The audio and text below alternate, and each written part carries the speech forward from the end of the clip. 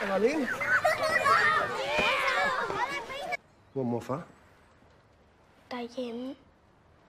Jeg hader Lukas som en kæp. Halo guys, apa kabar? Ketemu kembali dengan Mr. M di sini. Seperti biasa ya, mari kita awali film ini dengan sebuah kata-kata. Nih kata-katanya nih, manusia boleh berencana, tapi akhirnya saldo juga yang menentukan. Barangkali di sini ada yang pernah diputusin gara-gara saldo. Waduh, mohon bersabar ya, ini ujian. Nah, kali ini Mr. M bakal membahas sebuah film yang cukup bikin Mr. M emosi. Di mana film ini menceritakan seorang bocil yang memfitnah salah satu gurunya sehingga guru tersebut mendapatkan tekanan sosial. Anjim, emang nih bocil. Film tersebut berjudul The Hunt. Penasaran bagaimana keseruannya? Pasang posisi rebahan, siapkan headset, jauh ke alur ceritanya. Let's go!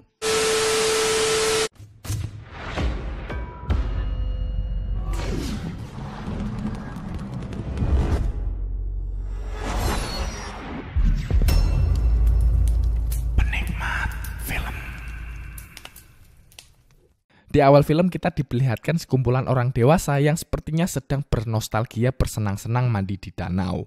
Terlihat mereka sangat asik saat bermain mandi di danau tersebut. Lalu keesokan harinya diperlihatkan anak-anak kecil yang sedang akan mengagetkan seseorang. Dan orang itu ternyata adalah Lukas, seorang guru TK yang sangat amat disayang dan dicintai oleh murid-muridnya.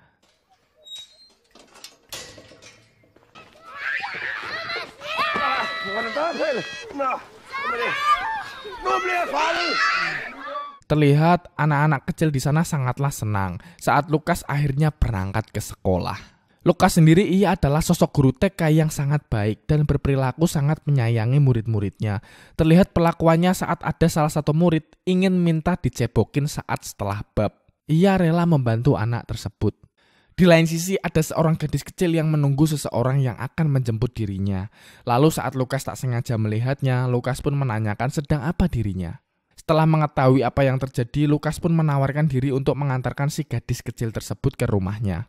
Diketahui gadis tersebut bernama Clara, yang ternyata gadis tersebut adalah anak dari sahabatnya si Lukas yang bernama Theo, dan istri Theo yang bernama Agnes. Setelah itu, Lukas mendapatkan telepon dari mantan istrinya yang dimana dikabarkan anak Lukas yang bernama Markus akan datang menemuinya dalam waktu dekat.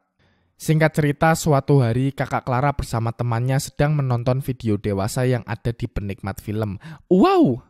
Dan teman kakaknya, ia melakukan hal yang tak wajar. Ia memperlihatkan video itu kepada Clara dan mengatakan bahwa anunya sangatlah keras seperti Monas. Wadaw! Setelah berbicara seperti itu, yang namanya bocah, ia langsung cabut saja dan meninggalkan Clara dengan kebingungan apa yang dimaksudkan oleh mereka.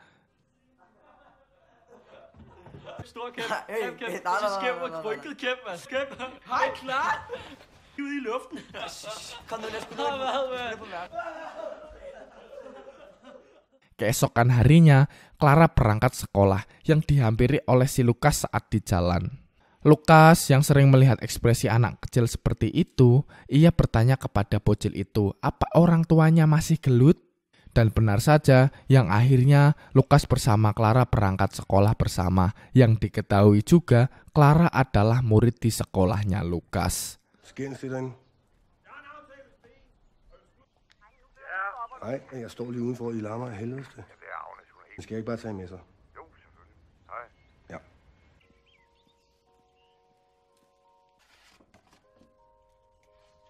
Saat di sekolah, Clara tersenyum saat melihat Lukas bermain dan dapat mencairkan suasana dengan anak-anak lainnya. Melihat hal tersebut, karena masih bocil, belum tahu apa-apa, Clara timbul rasa cinta aja gitu kepada si Lukas. Yang akhirnya, Clara pun mencium Lukas tiba-tiba. Karena hal tersebut, Lukas pun merasa semua itu tidak benar. Kemudian, Lukas pun mengajak Clara untuk berbicara. Clara juga memberikan gambar love kepada si Lukas. Yang di mana Lukas mengatakan kepada Clara, seharusnya memberikan hadiah ini kepada anak lain seusianya, bukan kepada Lukas yang sudah dewasa. Mendengar penolakan cinta tersebut, Clara pun dengan sifat labil di umurnya, ia marah-marah karena patah hati lalu ia pun pergi. Den synes jeg, du skal give til en af drengene. Den er ikke fra mig.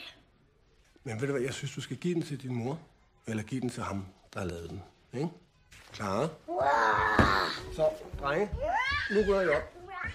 Si Clara yang marah dengan Lukas ketika malam hari, ia pun mengatakan bahwa dirinya membenci Lukas di depan guru senior di sana. Dan parahnya, ia mengatakan itu Lukas keras seperti tongkat yang sama seperti saat teman kakaknya berbicara kepadanya. Jeg hader Lukas. Og han er grim. Som en kæp. Hvorfor siger du det? Fordi det gør den. Jo, han gav mig det her hjerte, men jeg vil ikke have det. Ja, så må du bare smide det væk. Mendengar hal tersebut, seketika guru senior itu pun kaget. Dan sejak saat itu, respon guru senior itu ke Lukas menjadi tidak nyaman dan berusaha mencari informasi lebih lanjut. Guru itu menduga bahwa si Lukas melakukan pelecehan seksual kepada Clara. Barnet siger, der er sket ting imellem jer, som normalt kun bør ske mellem voksne mennesker. Hvad er det for noget? Hvad er det, der er sket? Hvordan fanden skulle det være sket? Hold da kæft. Sampai suatu hari, Clara pun diinterogasi dengan guru senior beserta seseorang lagi dari luar. Di sini Clara padahal telah mengakui bahwa hal yang ia katakan sebelumnya adalah bohong karena ia sedang marah kepada si Lukas. Namun, kedua orang ini menekan keyakinan Clara bahwa yang Clara rasakan saat ini adalah trauma dan berusaha menutupi kebenaran yang padahal memang palsu pernyataan Clara ini seperti yang kita tahu. Karena terus diberi pertanyaan-pertanyaan, Clara pun akhirnya terpaksa melanjutkan kebohongannya. Dengan pertanyaan yang menjurus bahwa Lukas yang melakukannya dan dijawab oleh Clara dengan anggukan. Får du det ubehageligt nu, hvor vi snakker om Lukas? Men det er fordi, du ikke kan lide det, som han gjorde. Rørte du ved den? Der kom noget hvidt fra den. Så må du bare ud og lege. Setelah kejadian tersebut, guru senior pun cerita ke semua wali murid, termasuk ke polisi dan ke ortu Clara. Sejak saat itu, titik balik kehidupan Lukas berubah. Lukas mulai dibenci oleh orang-orang di sekitarnya. Sampai suatu saat, Lukas datang ke rumah Clara untuk berbicara kepada Theo, sahabat dan juga ayah dari Clara. Vi bliver nødt til lige at tale om det her. Ja. Men det er helt ude af proportioner nu. Styr på det her, inden det går helt amok. Du ved, jeg skal spørge Clara. Lille pige, og hun lyver ikke, og det har hun aldrig nogensinde gjort. Ja, det ved jeg ikke, hvorfor. Yang dimana di sana Lukas malah mendapatkan perlakuan tidak baik oleh Theo dan mengusir Lukas dari sana. Dan saat diperlukan ibunya, Clara menegaskan kembali bahwa perkataan tentang Lukas adalah bohong. Tetapi respon ibu Clara malah mempercayai perkataan Clara saat diinterogasi oleh guru senior. Han har ikke gjort noget. Det var bare mig, der sagde noget dumt noget. Clara. Lille skat. Det er lidt svært at forstå, men måske er det sådan her, at Ditambah lagi ada pengaduan dari anak-anak TK lainnya yang mengatakan bahwa Lukas juga melakukan hal itu kepada anak-anak mereka juga. Karena hal tersebut, Lukas pun semakin hari mendapatkan perlakuan yang tidak baik dari sekitar. Mulai dirinya dipecat, pacar barunya mulai nggak percaya ke Lukas, dan sampai fitnah ini terdengar di telinga mantan istri dan anak Lukas. Tror du, det er det? Jeg er syg.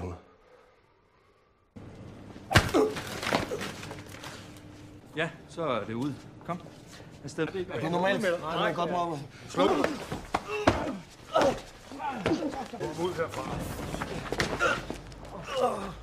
Suatu hari kakak Clara sedang bermain dengan Clara. Ia terlihat sedih dengan keadaan Clara dan mulai memperhatikan adiknya layaknya memberikan manjaan kepadanya. Kemudian suatu hari Markus anak Lukas datang ke rumah Lukas dan menghabiskan rasa rindu mereka berdua layaknya ayah dan anak yang sudah lama gak ketemu. Tak lama kemudian sahabat Lukas yang bernama Johan datang. Dia ini satu-satunya orang yang percaya bahwa Lukas gak akan melakukan hal tersebut kepada Clara. Lalu Markus pergi ke supermarket untuk membeli kebutuhan yang disuruh oleh Lukas. Markus di sana mendapatkan peringatan oleh kasir, yang dimana bahwa sang kasir itu mengatakan untuk ayahnya Markus. Lukas mulai hari ini tidak boleh untuk membeli apapun di tokonya. Mendengar hal tersebut, Markus pun sedih. Dan setelah sampai ke rumah ternyata Lukas dibawa oleh polisi. Merasa kebingungan, ia hendak meletakkan belanjaannya ke rumah. Malah ternyata kunci rumah kebawa oleh Lukas ke kantor polisi. Sehingga membuat dia tidak bisa masuk ke rumah. Dan akhirnya Markus pun pergi ke rumah Theo. Di sana Markus bertanya, apakah Theo memiliki kunci cadangan rumahnya? Di sana Markus juga bertemu dengan Clara. Dan di sana Markus juga mengatakan kenapa Clara berbohong tentang ayahnya. Dan meminta Clara mengaku tentang hal yang sebenarnya. Markus yang kesal pun akhirnya agresif ke Clara dan dihajar oleh orang-orang di sana. Hej Clara. Hej. Hvorfor lå du min far? Det gør jeg ikke. Clara, kom her. Jeg tror lige, du lader pigen være. Det er fandme nu. Hvad fanden? Det er bare ud, jeg godt sige dig. Så stopper du. Så er det fandme nok der. Kom nu, Johan. Kom så her. Johan! Skrid så med dig. Hvor er du for en svin, mand? Kom så. Kom. Kemudian Markus pergi ke rumah Johan untuk menginap di sana. Lalu keesokan harinya Lukas pun pulang dari kantor polisi dan Lukas ditetapkan tidak bersalah karena semua yang dikatakan anak kecil di sana semuanya terbukti hanya bualan anak kecil semata. Yang dimana salah satu tuduhan Lukas melakukan hal pelecehan itu di basement Lukas. Yang dimana Lukas sendiri tidak memiliki basement di rumahnya. Ketika sedang menyiapkan makan malam ada seseorang yang melempar batu besar ke rumah Lukas. Mengetahui hal tersebut, dengan cepat Lukas mencari pelaku, namun tidak ada orang di sana.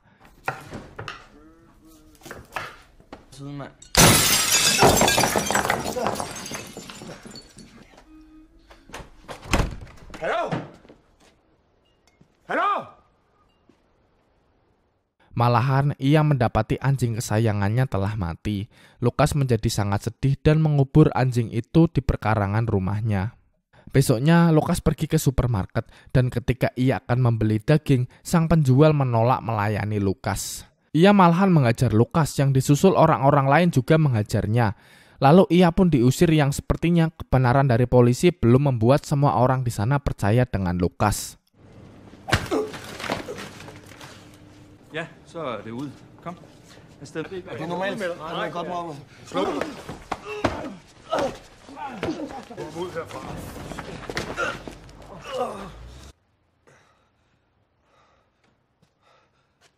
Dan sekarang Lukas terlihat semakin terpuruk dalam kesedihannya hanya karena fitnah dari anak kecil atau bocil.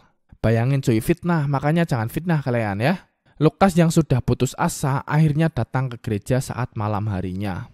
Di sana Lukas mendapatkan gosip dirinya dari keluarga Theo yang membuat Lukas pun merasa terhina dan menjadi emosi.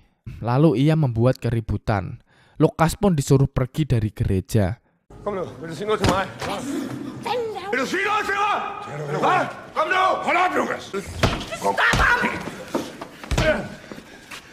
Kan jeg sige noget? Så siger du, hvad? Der er ingenting.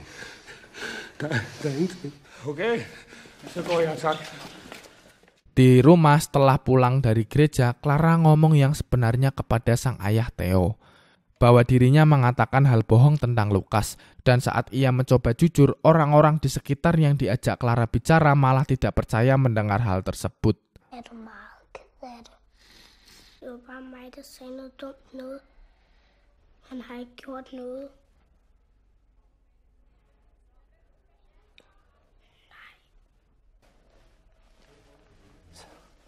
Theo pun merasa bersalah dengan si Lukas dan membawanya beberapa makanan untuk dibawa ke rumahnya Lukas. Dan waktu pun berlalu 1 tahun kemudian, semuanya terasa normal kembali. Semuanya telah terungkap bahwa tuduhan ke Lukas hanyalah fitnah anak kecil biasa. Orang-orang di sana pun mulai terbuka dengan kehadiran Lukas. Lukas pun demikian, ia menjadi bermasyarakat kembali dengan sekitar. Lalu Johan pun mengadakan makan-makan bersama dengan Theo, Lukas, serta sahabat lainnya. Markus pun diberi hadiah senapan oleh Johan karena umurnya yang sekarang sudah dewasa. Lalu mereka pun pergi berburu bersama, mencoba senapan yang diberi oleh Johan. Lalu saat Markus sedang berburu, tiba-tiba